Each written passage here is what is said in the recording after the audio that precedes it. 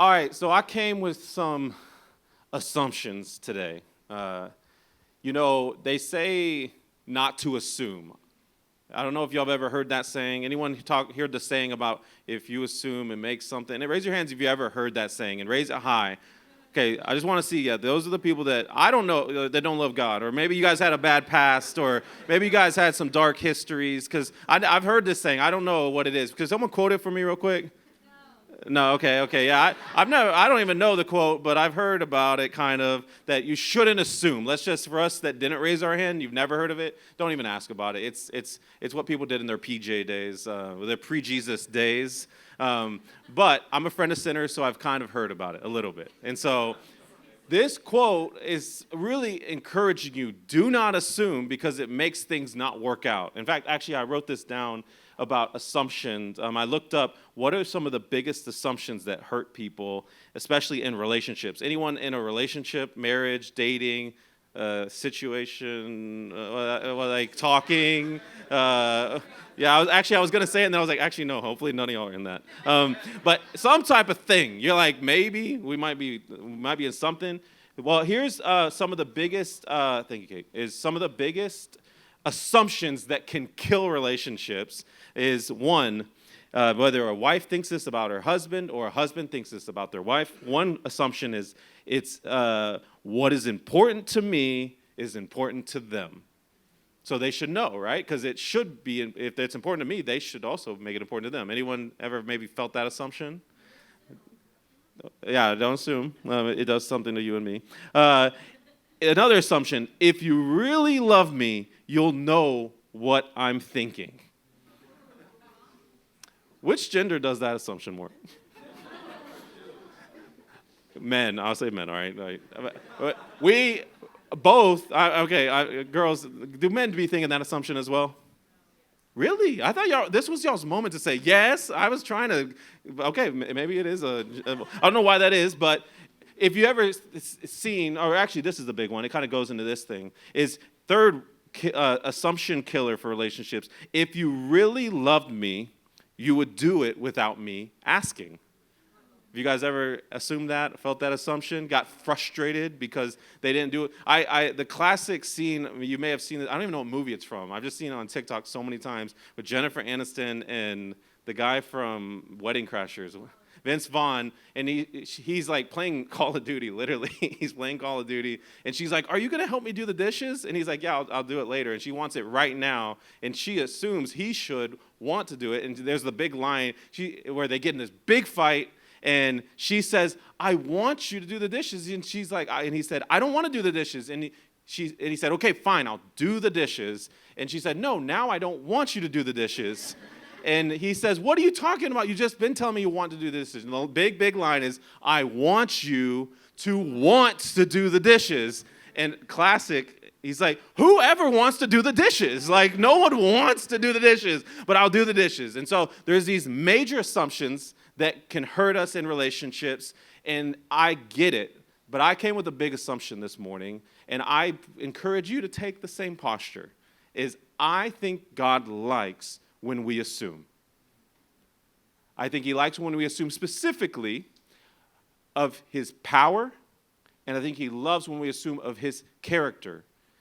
And there are other assumptions we can make that I don't think are the best, but I think we need to assume more as Christians about his power and about his character. For example, and I bought receipts, all right? So I know I'm making a big claim. I brought biblical receipts to support my claims here, is, there's the story about the woman who wants to touch Jesus. Just a quick raise of hands. I'm a pretty interactive speaker. Sometimes I think I should have gone to stand-up comedy, but I did love God, so I did this instead. But I'm interactive. You could even ask a question. Honestly, you really could. You could raise your hand and ask, not right in the moment, like let me pick you like a teacher would. And then you could ask a question. I would love that. That would not throw me off. That would throw me on. They call it crowd work in the comedy scene. And so if you got a question, please do that. But all that to say, raise a hand if you know the story of the woman at the well. It gives me a good idea of not the woman at the well, the woman who wanted to touch Jesus. So, all right, we got a pretty biblically illiterate church here. You guys knew both the women.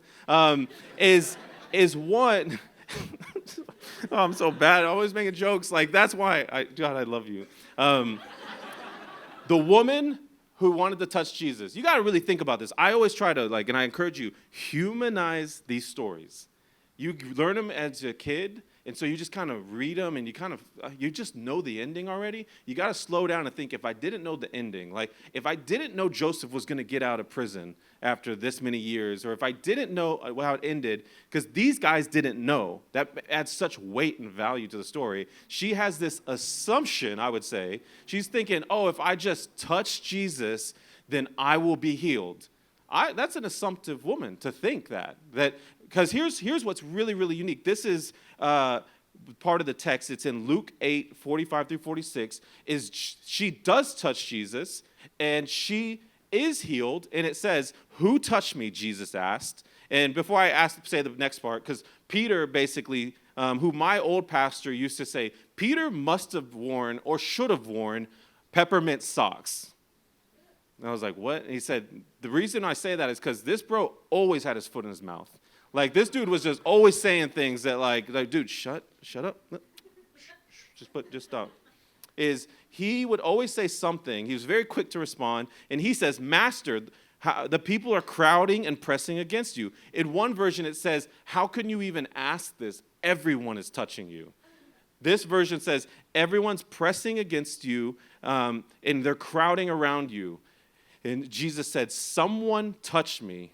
I know the power has gone out from me. Now, this is assumptive woman to me. Like, this girl robbed Jesus. You never really thought about it. Like, this dude's, like, walking, just doing his life. And this man, she just touches a man and takes his power and has this assumption, I would even say this audacity, to believe that if I touch Jesus, I will be healed. And Peter, and this is equally to me sometimes scary, this verse, and encouraging. It's scary to me that it's saying many people could be crowding Jesus, even pressing and touching Jesus, and not have anything happen to them. And I read that, I'm like, man, that means I could come to church. I could be in the presence of God. I could even potentially touch God, because many of us have this thought, man, if I got to live like the disciples and get to touch him, or in that time, those people got to see him, my faith would be emboldened even more. These people literally touched God and received nothing, I would say, because they expected nothing. So if you come in with your posture, and your posture matters, if you expect nothing, you might receive nothing. And you might be frustrated or feel betrayed by God, but I would remind you, renew your posture. Because this woman, who I'm so encouraged by this woman, is someone who had warranted reasons to doubt that God would do something. Many of you guys have something that you have been praying for years. You have logged dozens, hundreds, maybe even thousands of prayers, whether it's for the loved one's faith, someone you care for deeply. It could be a best friend. It could be one of your parents. It could be one of your brothers or sisters, a cousin, someone close to you. And you've prayed, just to raise a hand, how many of y'all have someone you're like, I know for my dad, I spent so many times praying for him. Anyone else have someone like, you've logged thousands of prayers for someone's faith? Some of you guys have a medical report. Some of you guys have different things, a dream, something that you've been praying for deeply. And it isn't, especially when we talk about someone's faith and a loved one's faith, it's so gut-wrenching. Like, I've had parents come up to me and they're talking about the next generation. They start asking about their kid. They just start tearing up and crying because as they're explaining their kid who's maybe far from God or doesn't want anything to do with the church, and they tear up because prayer births such compassion and softness towards what you're praying for. But you guys also have probably seen and experienced, we all have as Christians, at times when you have prayed a lot in faith, and then it's not only that things haven't happened and they've stayed the same, it gets really hard when it gets worse. It's like, man, not only are they not coming to Christ, they're getting worse. They're getting farther from him. They don't even really want me to ever talk to them about Jesus at all. It gets really difficult. And so this woman had 12 years worth of going to the doctor and being said, hey, we don't know. Or let's try this, and that didn't work. 12 years of probably friends praying for her. 12 years of trying to pray and talk to God. Probably feeling numb after a while, like, I'm just giving up. Many people, she would have a pretty warranted reason to give up in faith. You also may have some things you've been praying forever about. maybe even difficult sins or addictions or habits or things people don't even know about. You're like, I just want to handle this with you, God, and then I'll share my testimony after. But please, can you help me? I pray like there's sincerity in your search, in your desire for sanctification in those areas. And it's kind of discouraging when it doesn't change. What I love about this, I say, it's scary that these people can be near God and receive nothing, but it's encouraging that you could come with assumption that if I could just touch him, and she still renews her faith, even though she's probably tried everything else and tried all these other things, she does get healed. She does receive the power of God. Like, even, this is where I'm saying the character. I believe, and again, this is some conjecture, that the character of God is so good that even without him knowing, he gives power and healing to this woman, and that's like the kind of character that our God has. That we see this again in this impact of these people that assume. Because assume, it's kind of like, I would say Murphy's Law is a negative assumption. If you've never heard of Murphy's Law, it's the idea that anything that can go wrong will go wrong. Have you guys heard of this? Some of us can start thinking like this. I don't know about you, but I'm in this world, and I hear statements all the time. These are statements I hear all the time. The world is so divided right now. I've never seen anything like this. Y'all ever heard that before? The church is dying. The next generation is leaving the church. You guys heard that before? Interaction. I need some. Especially if you're like, yes, I hear that one a lot. My grandma, man, she always says, oh, we're definitely nearing the end times. I'm so glad I didn't have to grow up in a world like this. When you say that to young people, I'm like, oh, well, I do. Okay, well, thank you. I'm glad you got your chance. Now I can't afford a home and I'm in debt. But I'm glad you bought a house for $1,000 and 18 pickles. But they like and some hay and some wood, and you guys traded like Settlers of Catan. But now they cost $500,000. And I'm buying a house now for like 3 times worth of my parents' home that is bigger than mine when I grew up as a kid. And so yeah, we have to grow up in these times. So that's not encouraging. Or this one, this is this year. Brace yourself. It's an election year. Awesome. After COVID, can we get some grace? Can we get some mercy? One thing after the other. And this is the Jesus version of stressing out. Man, I just hope Jesus comes back. That's just like man, you know what? This thing's just gone. It's going to hell in a handbasket, as some say. So let's just push reset and just, you know what? I'm done. God, just take me. That could be the stressed out place. And I want you guys to bring what has been called a non-anxious presence to your situation and to the world, because it matters. And a non-anxious presence, it was by a Jewish rabbi and family therapist, is when an individual who provides a calm, cool, focused, and collected environment that empowers others. I get to help. You guys have probably seen this as, if any of you guys have babies or any of you guys have nephews or nieces or grandchildren, have you guys ever noticed this? It's like a human nature thing, is a baby will fall on its face or fall on its back or just trip while going down the stairs, and they'll fall, and for a second, you guys have all noticed this, maybe never thought about it, but they'll fall, and there's like a millisecond moment that they then look at you as they just fell, and they want to know, what are you going to do? How are you going to respond? Which I'm like, are you manipulating me? Like, are you what? It's so quick, but I've been like, what is this? You get to respond, and you could respond in different ways. You could be like, have you ever tried laughing? Like, I've tried that with something like, hey, that's so funny. And sometimes they laugh too. And you're like, yes, it worked. Like, my baby's going to be a falling, laughing baby, like, in the world. Because I want them to be like, that would laugh through the stress of debt and all this and no home and homeless. And then they can at least laugh through it. Like, I wouldn't want to grow up in a world like this, but at least I can laugh through it all. Or you're like, you know what? I think we could all agree, right, that one of the worst responses you can have is they fall, and it's not even the biggest fall, but we've seen the moms or seen the dads that they're like, oh my God, and they freak out. Their face changes so much. It's like the second your face changes to freaking out, you all know what happens. What happens? They freak out big time. It's like crying for like the next 5 minutes because of your response. And we are in a moment as Christians, we got to be careful of how are we going to respond to this moment. How are you going to respond to your situation? And how are you going to respond to these world? Because we do get to grow up in this time. And I want everyone to look at me for this because I don't think we hear this enough. God is not surprised by the times.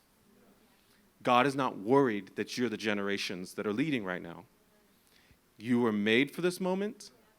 We are the people that have been the minorities over all the Old Testament. Rarely are we in charge. Rarely are we in power. But always we are in prayer.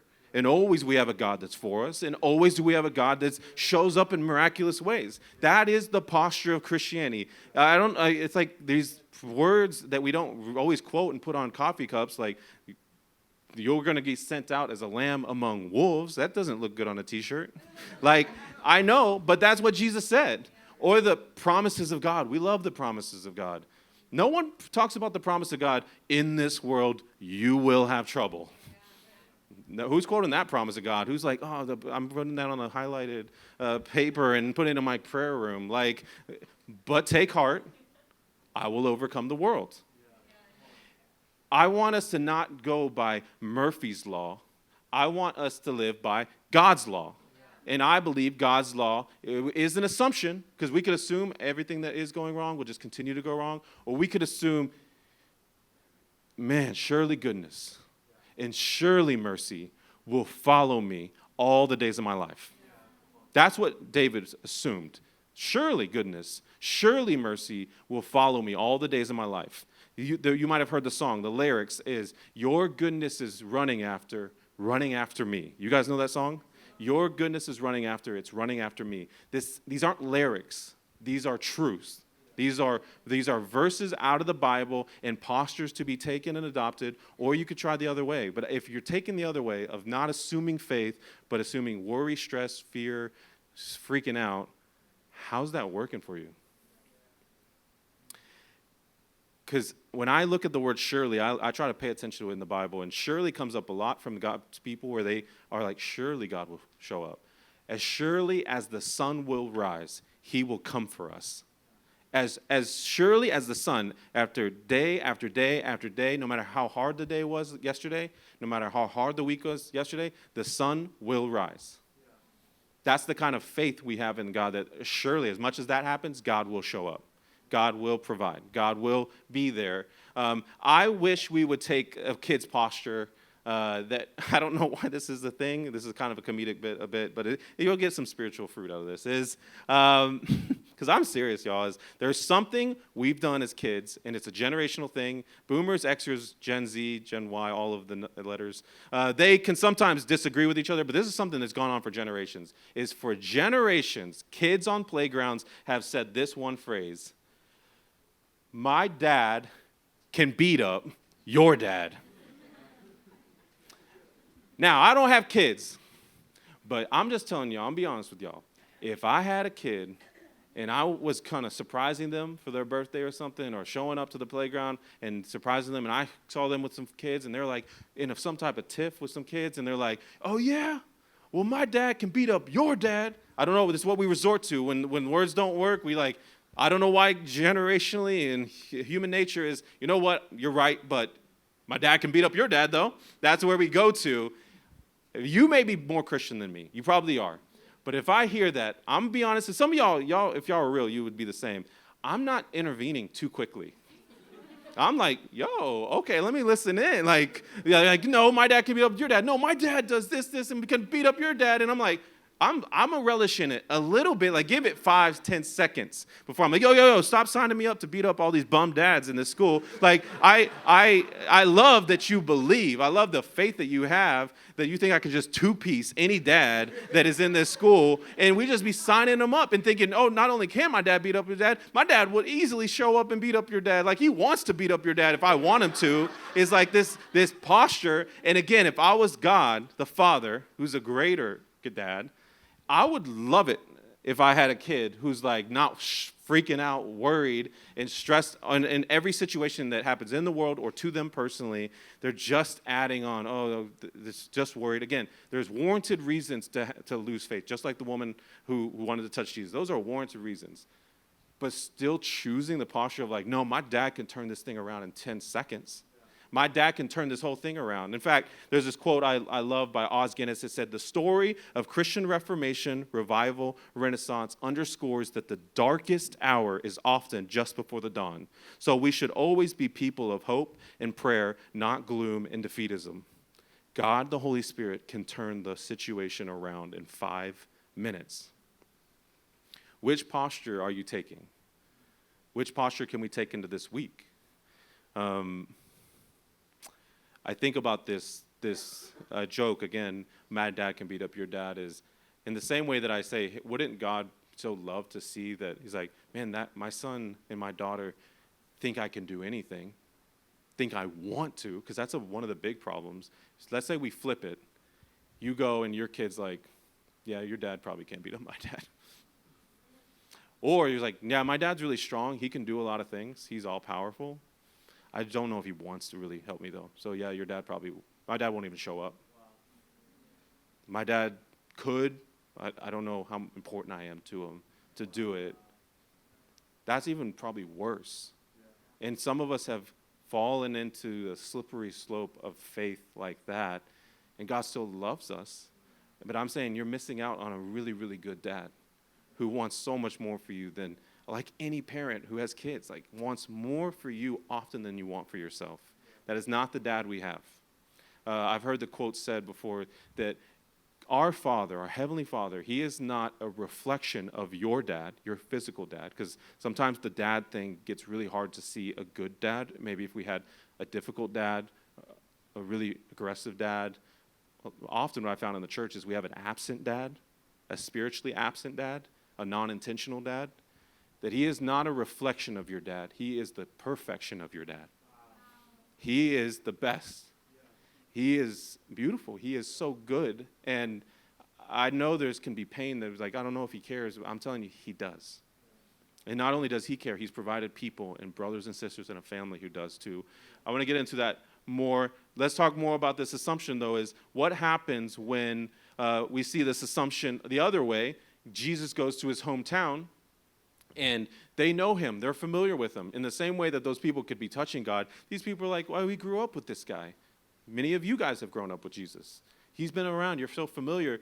There is a shadow side to that you want to be careful of. It's like you're so familiar with God, you expect nothing more. You're like, yeah, I know. You just start going through the spiritual motions.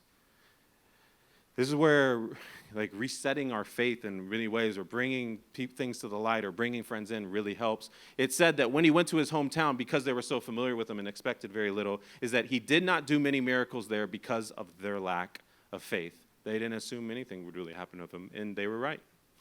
If you expect nothing, you'll probably receive nothing. But if you expect and know who you're talking to, this is a God who can change things.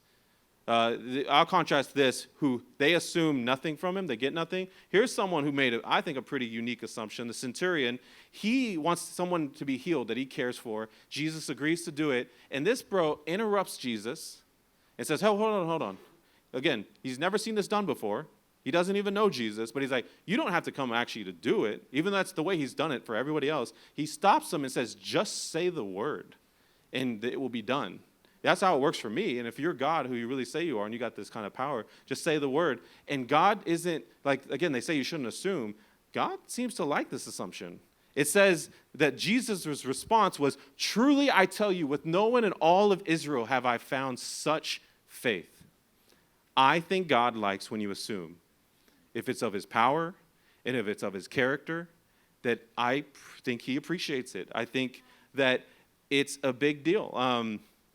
Some of you guys have things you're praying through right now. Some things you maybe have gone numb in. Some things that are declining. Your faith has gone dormant in. I want to give a resource. This is an amazing book to read if you're in a season of big changes, if you're in a season of praying specifically for something big.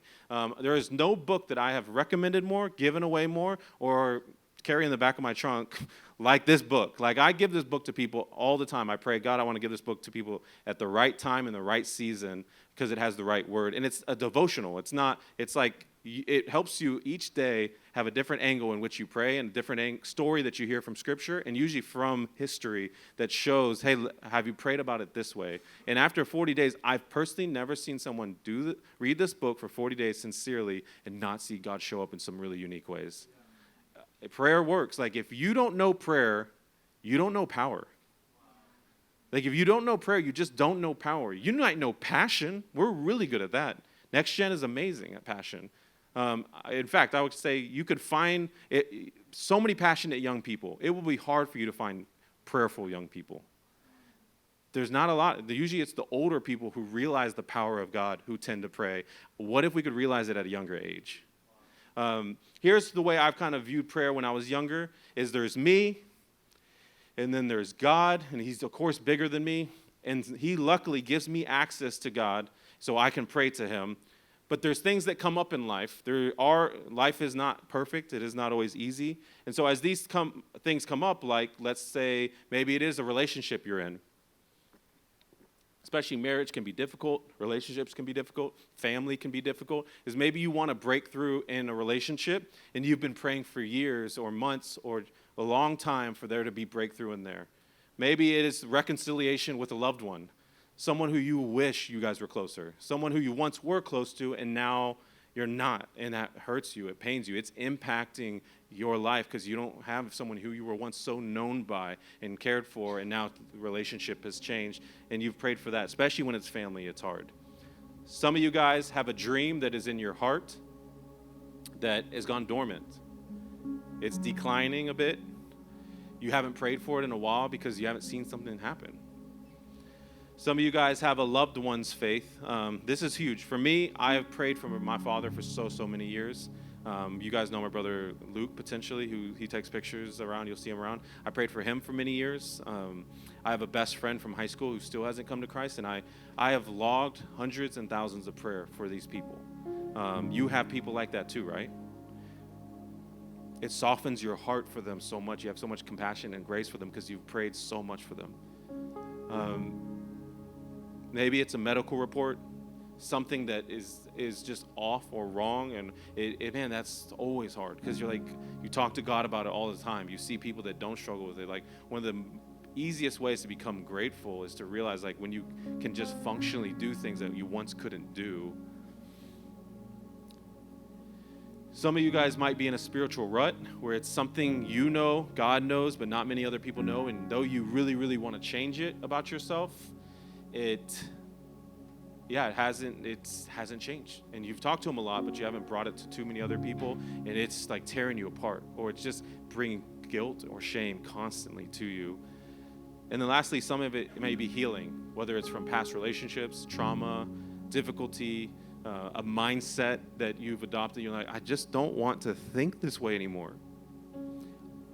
If you guys don't mind, I would love to see, because I got to assume that every single person here has one of these, if not a couple of these, that you have prayed for a while, and you haven't seen the kind of change you wish you could. If you guys don't mind, would you raise a hand if one of these connects with you?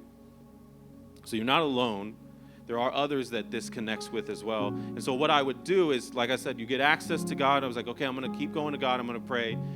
But then I'm like, I'm going to change. I want to see change, so I'm going to change things in me so I can see change in the world and what's happening to me. So I'm going to pray bigger. And so you start doing things to pray more passionately, more devoutly, and hopefully you see change, but you maybe haven't. Then you're like, you know what? I'm going to do it. I'm finally going to do it. I'm going to go Pentecostal, and I'm going to really pray, and I'm going to go all out. Like, I'll do it all. Whatever I got to do to be a Pentecostal prayer warrior, I'm going to perseverant, prevailing, all the P-word prayers that I can give God. I'm going to go all out. And what's hard is some of us even done that, and then we feel betrayed by God because we're still not seeing the change that we want. And there was a point when, again, I was younger, and I decided there's got to be something different. I realized maybe there are times when posture, like I said, matters, passion matters, all that's good things, but sometimes there is something else also beyond that we also got to pay attention to, and that's when you don't just try to behave better, but you start believing better. You start saying, who am I talking to? Because as I've started seeing the God I'm talking to, I'm starting to read about this man, then all of a sudden he's gotten bigger. And so it's not me doing a lot of work. I'm not lifting a finger, but I'm starting to realize who I'm actually asking. and what he's actually done. And over the time, man, this dude has gotten bigger and bigger as I start seeking who is he? Because he says, everyone who, it literally says, this is a promise, those who diligently seek me will find me. Pay attention when it says if you do this, I will do this. Those are promises. Those who diligently seek me will find me. Another verse we went over, I think last week, draw near to me and I will draw near to you. Pay attention when he says, if you draw near to me, I will draw near to you. And he continues to get bigger. And like I said, I do behave better, but often I've started to believe better. And sometimes I even start realizing, man, I'm actually believing bigger. Like I'm talking to a big God. And here's where I got a little emotional as I'm preparing this sermon, because I've never showed this to people, but it's how I visually see things. Is I did some research this week to look at titles from the scriptures that are given to God. And I put them all together, not all of them, but these were enough. And I put these titles. This is who you are talking to. You're talking to your dad. You're talking to the king. You're talking to hope. You're talking to savior. You're talking to a friend, a helper, peace, healer, creator, provider, strength, sanctifier, defender, shepherd, comforter, redeemer.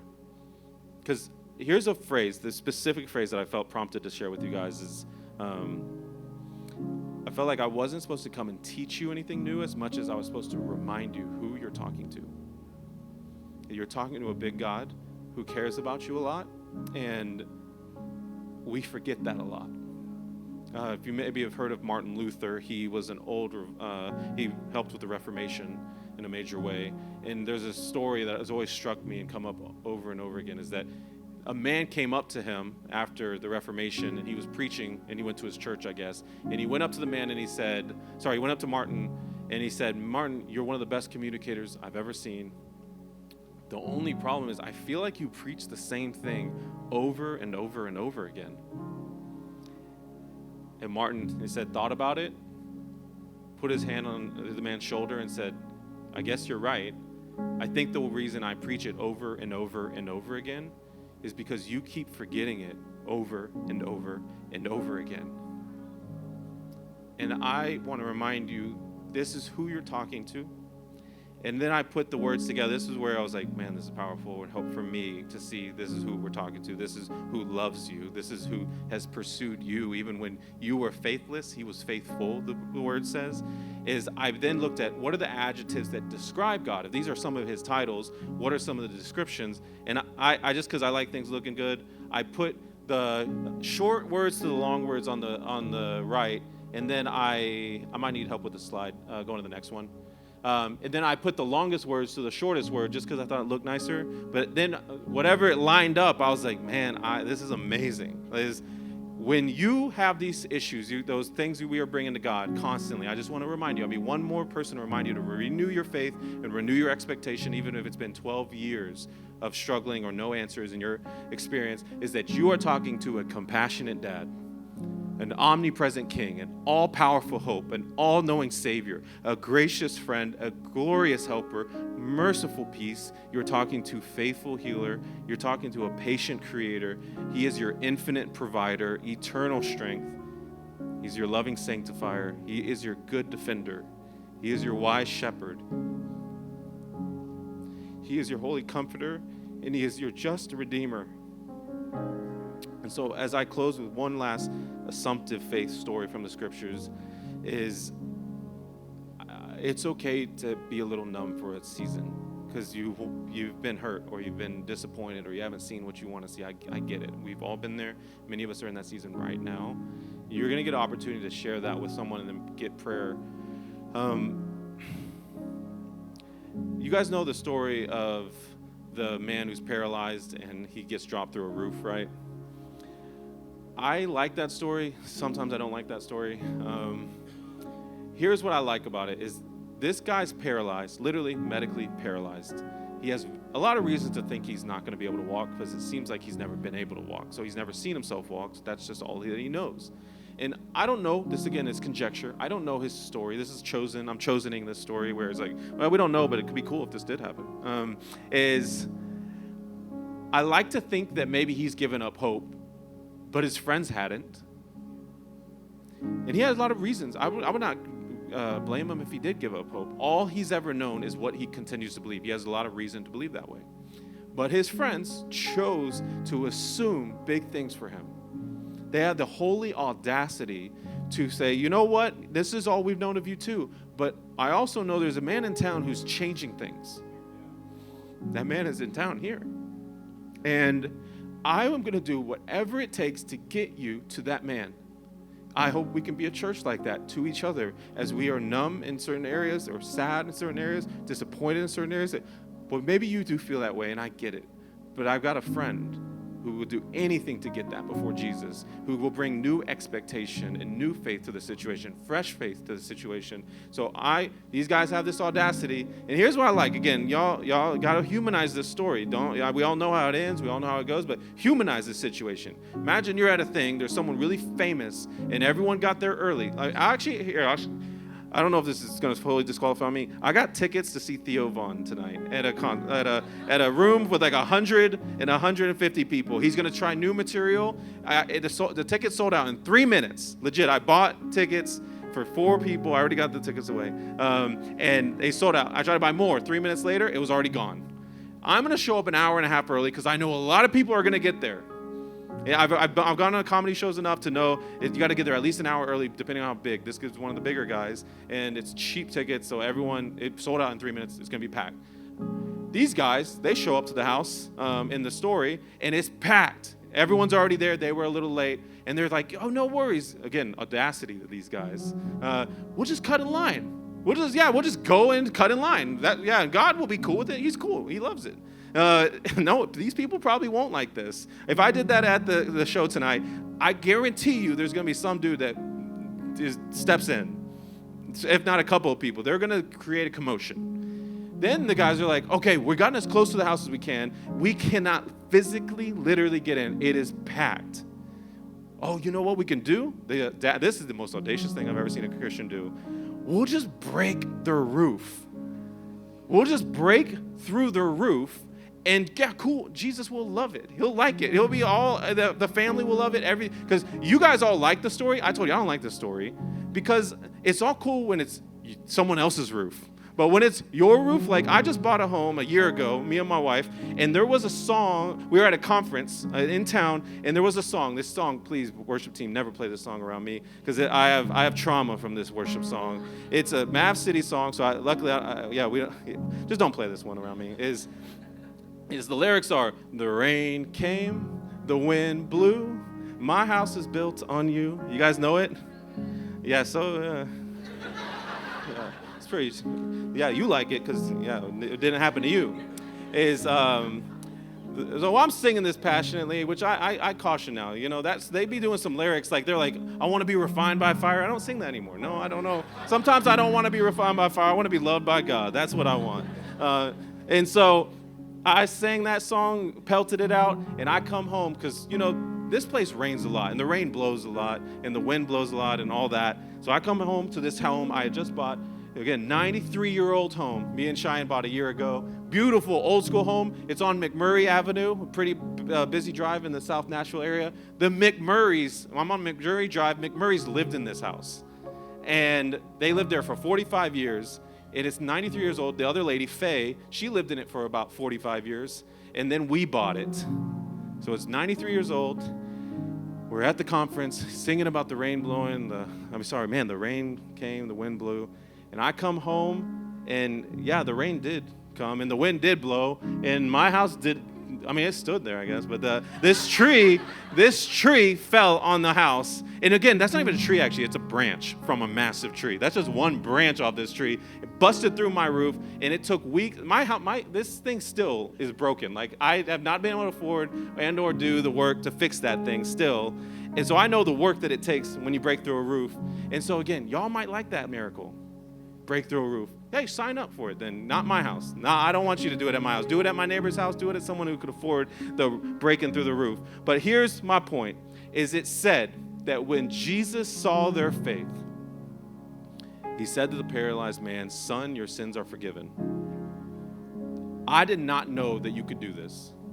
I'm serious. This so changed how I go to bat for my friends, how I go to bat for my family, how I go to bat for people, is when I realized it says that Jesus saw their faith, plural. And I was like, yo, you count other people's faith for someone else's situation? Maybe even not the person's faith, but the other people for that person's faith? Like I could borrow other people's faith? I really think you can. That not only was he healed, he was forgiven of his sins. These guys had audacity and assumption, holy audacity, and it works. And so today we got a church with people that have needs, and they have constant prayers, and they have things they prayed in thousands of logged prayers for. So here's 2 applications. Is one, I want to remind you, don't tell someone you're going to pray for them in life. If you could adopt this for 2024, pray with them before they leave. I want to really challenge you to do that.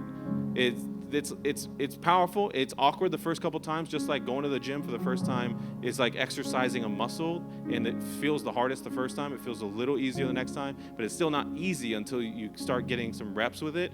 I really encourage this. This is a game changer. Do not say, hey, I'll pray for you. It's like, you know what? Hey, before you leave, can I just interrupt? No one's ever told me no when I've done that, but I've seen a lot of people being impacted by doing that. And I've seen a lot of people's lives change because I'm talking to God on their behalf and bringing fresh faith to their situation. And then lastly, I want to give you guys a moment to let someone borrow your faith. And so I want to give you about 3 to 4 minutes. That means you got 30 seconds to share what is it that you could use some faith in. Like I shared here, there's one of these that probably touches home for you that the Spirit could highlight. Is I want to give you about 3, maybe 4 minutes, so 30 seconds where you share, hey, this is what comes to mind that I could use some prayer in. I've kind of declined in my faith. It's a little dormant there. Would you pray for this? And then a minute praying for them. And then the next person goes, 30 seconds, share what it is, and then a minute of prayer. You have power in you getting them to Jesus. The prayers of a righteous person is powerful. By the blood of Jesus, you are righteous. In your prayers, it says it's powerful. So go to bat for your friend. One person to one person, maybe 3 people tops, but really ideally 1 to 1 just for time's sake.